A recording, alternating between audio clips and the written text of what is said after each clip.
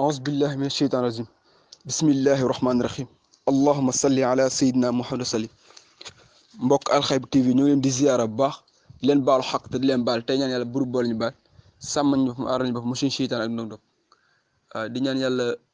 mbas mi nga xam moo nekk ci àdduna bi yàlla ko fi yàlla jële ci barke Seydina Muhammad sallallahu alayhi wa